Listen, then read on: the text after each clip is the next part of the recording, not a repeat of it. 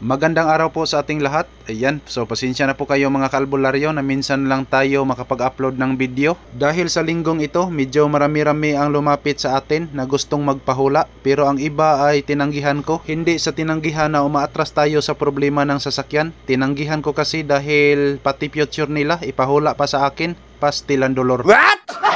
Ang unit natin ngayon, isang Ford Ranger 2016 model. Ang main concern ng may-ari nito, medyo nabalaka na raw siya. Kasi palagi na lang siyang magtimbol ng coolant sa reservoir at wala naman tayong makikita na leak doon. Kaya naisip niyang ipaalbularyo na lang para paalisin ang mga diliingon nato. At yan, bago pa po tayo maghikap-hikap, pandarin lang muna natin ang makina at observe po tayo dito sa mismong panel board.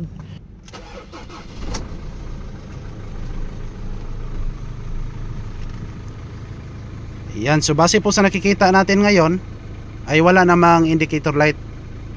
So ibig sabihin wala pong fault yung mga sensors dito. Yan, so itry natin i-rev para makita natin yung isa sa mga concern ng may-ari nito.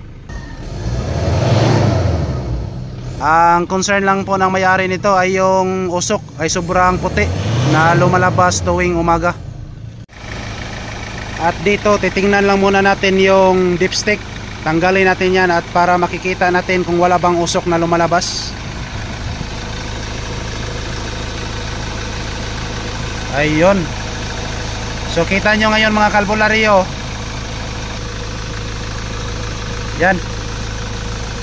Iwan ko kung nakita ba ninyo ang usok dito. So ngayon, ang hatol po natin ito ay i-check po natin yung lahat na injector washer. Papalitan natin yan.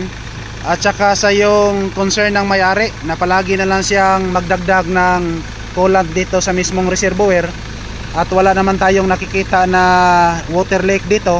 As usual, gagamitin natin ang ating tinanugan na pinagbabawal na teknik. Literal na binisaya ang itirada natin ito o tinatawag na tagna-tagna. So 100% puro natural at 1000% na walang halong chemical. Wow! Naibaklas na namin lahat dito. At kita naman ninyo na parang dinaanan ng bagyong Yolanda number 3. Ginamitan pala namin ito ng tangtang dalakuot. So ngayon, base po sa concern ng may-ari nito, ay biglang lumalabas yung usok. At parang nagtataka yung may-ari nito kasi yung coolant dito sa reservoir ay biglang mawala. So wala naman tayong nakikita na leak dito. Unang-una po ay tiningnan namin itong EGR cooler. Ito po ang isa sa dahilan ba't lumalabas yung usok doon sa tambutso na sobrang puti. At mamaya, mawala rin. So ngayon, bakit ito ang titirahin muna natin? Kasi pag tumatakbo siya ng malayo-layo, ang mangyayari ay biglang mawala dito yung tubig sa mismong reservoir. Ang masasabi ko lang sa inyo mga kalbularyo, pag makaranas po kayo ng ganitong isyo, ay huwag lang muna kayong magkuri-kuri dyan kung ano-ano. So huwag kayong magtaka ba't ang sobrang gubot pa rito. Kasi ang ginagawa po namin rito ay mag-decarbonize po kami. Halos lahat ng mga pitsi-pitsi dito ay pinalabas namin at kita naman natin dito. Yan. So nakalatag lang po dito sa labas yung mga sari-sari dito. At ngayon nag-focus po ako dito sa mismong EGR cooler. So palagi nating tatandaan, pag mayroong problema dito sa cooler, normally kadalasan na mangyayari nito ay mayroong leak na nangyayari. So ibig sabihin, pag mayroong engine coolant na nakapasok dito, normally magkausok talaga ng sobrang puti. Ayan. So ba't nasabi ko na ito lang po ang problema?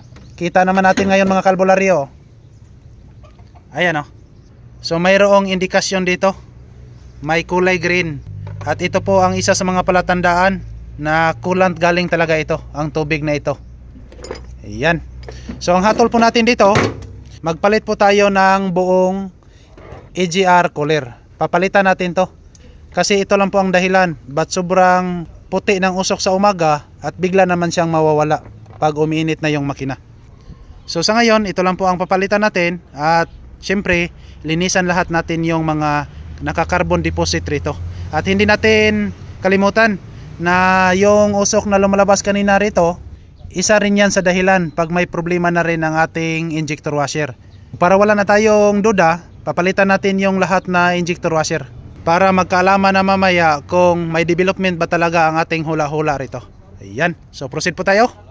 Ayan, so ito na po ang ipagpalit natin at surplus din po ito. At ang iba dyan, baka nagtaka kayo na magkaiba ang forma na binili namin. Sa mga bashers natin dyan, mamaya na lang kayo mag-comment. Subukan muna namin itong ipaslak kung kakasya ba sa pinapasukan niya. At kapag di ito uubra, mo na giingon, backjob na naman kami diring dapita. Ayan, so natapos na namin to kahapon pero hindi lang namin pinaandar para makita natin kung may development ba sa ating ginagawa. Kasi dati pag paandarin natin ang makina, especially yung naka cold start engine, ay sobrang daming puting usok na lumalabas tambutso. So ito ang ginagawa natin, pinalitan natin ng EGR cooler at yung umuusok naman doon sa dipstick, ito ang pinalit natin, injector washer. So ngayon tingnan lang muna natin kung hindi na ba umuusok yung tambutso at yung usok na galing sa dipstick. Okay, engine start.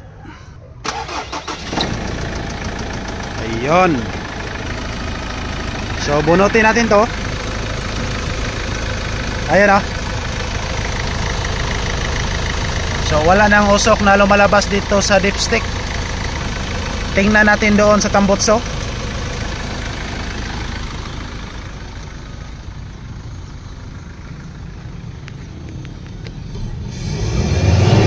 Yan. Gereb. Okay. So yan po mga kalaplaryo, kita naman natin na wala na talagang puting usok na lumalabas. So ganyan lang po ang ating ginagawa. I declared, problem solved na naman po tayo dito. So maraming salamat po sa inyong panonood. As always, to God be all the highest glory. Thank you so much. Babo.